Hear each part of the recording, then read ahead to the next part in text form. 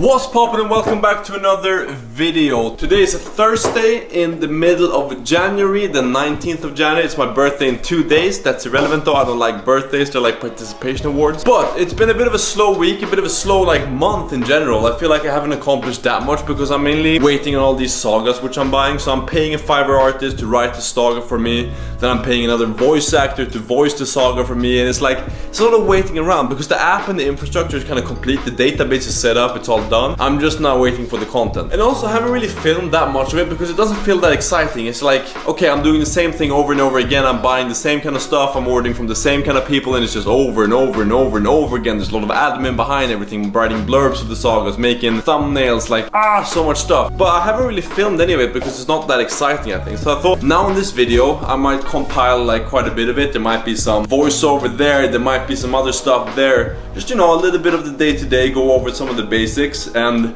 also some of the irregular everyday kind of stuff I have to do because I haven't really showed that at all. And obviously I gotta live, I gotta eat, I gotta do all that kind of stuff somehow, right? Why not take episode 29 and just go over some small details of things that we usually don't show and just see, you know, what it's like on the day-to-day. So let's get to it.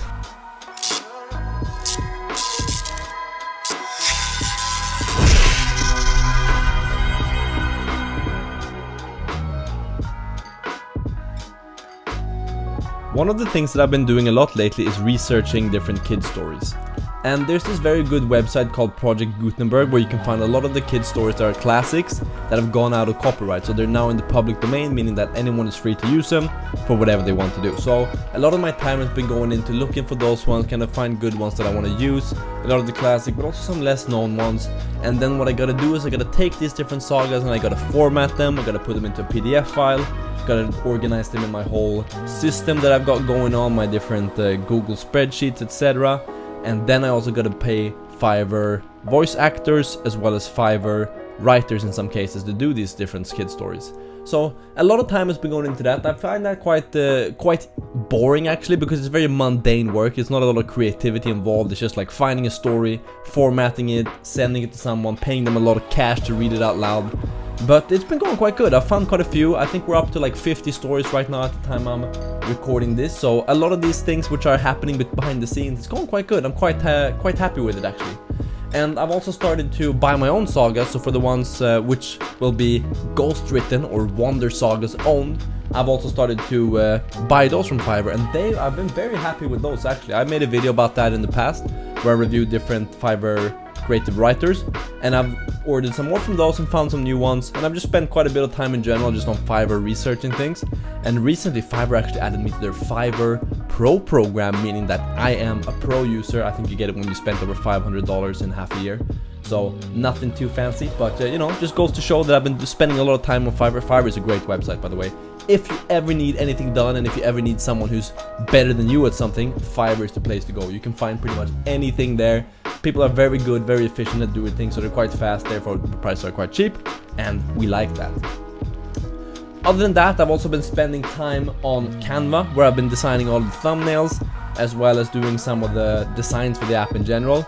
But mostly I'll spend time doing the thumbnails, so what you see now is that me just doing thumbnails for the different kinds of stories. So this is what people will see when they enter the app and they look at the different categories and they open the main page.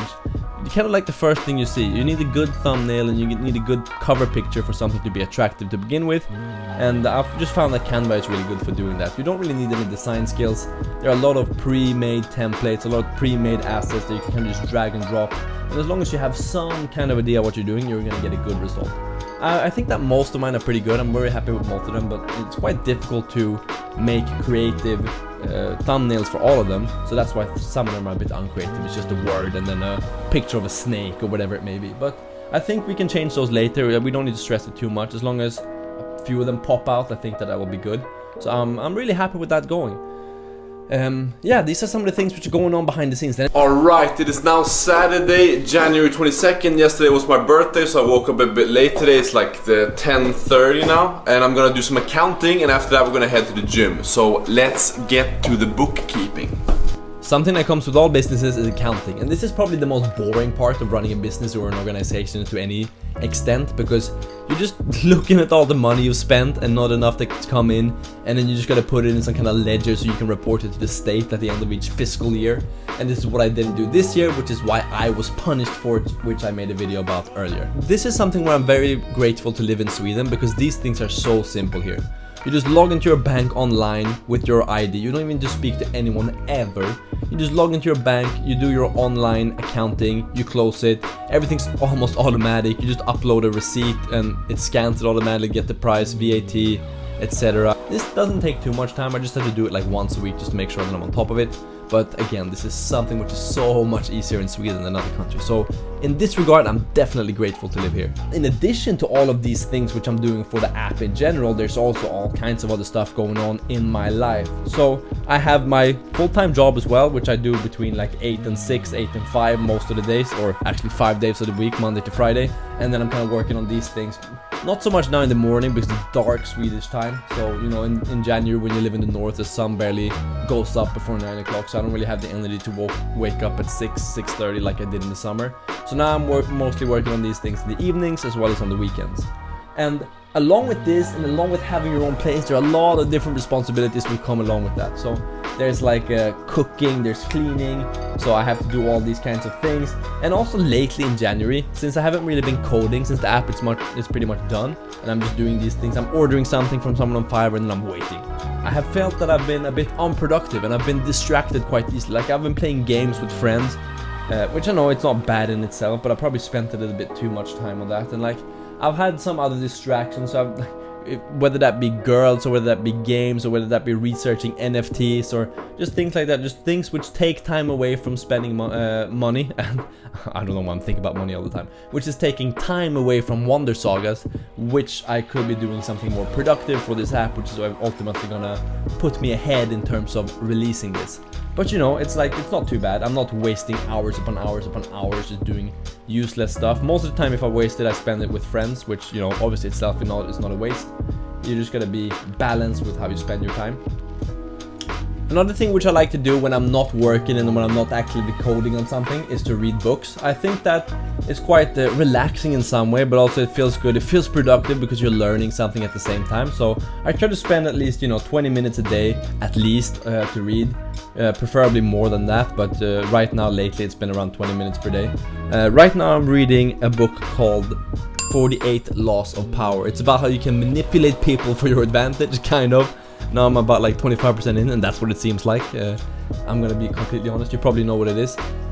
Most recently I read a book called The Lean Startup, and that's where I got this whole idea about releasing an app before it's ready. Good enough today is almost always better than perfect tomorrow. And what that means is that if you have an app, it's almost always better to release it now, even if it's not perfect, because you can iterate on it and you can learn what people actually want. Otherwise it's quite dangerous to start developing an app, making it perfect, only to realize that you've been working on something which people don't think is perfect and people don't even like. And that's something which is a bit scary to me, and that's why I'm kind of going down that route of, you know, as soon as this app is good enough to release to the market, I'm releasing it, and then I'm working on it from there based on people's opinions, feedback. I'm not taking my life to spend to just develop something which I think is perfect, only to find out that I've been working very hard on something which people don't even like. Just got back from the gym, had a good deadlifting session, lifted some heavy weights and bench press too. I'm doing this like kind of powerlifting program now. I'm meant to max out all of my lifts next week, so this week was a bit lighter, but yeah, this is kind of like what I do on a weekly basis. A lot of these tasks, kind of like small tasks, not enough to make its own video, but like it's still stuff that needs to get done, you know. Yeah, I hope you enjoyed the video. I'm gonna have some food, then I'm gonna edit this video, and then we're gonna start it all over again, because it's a never-ending circle. So thank you for watching. If you want to continue following this Starting a Startup series, please leave a like down below and subscribe, and I'll see you in the next one.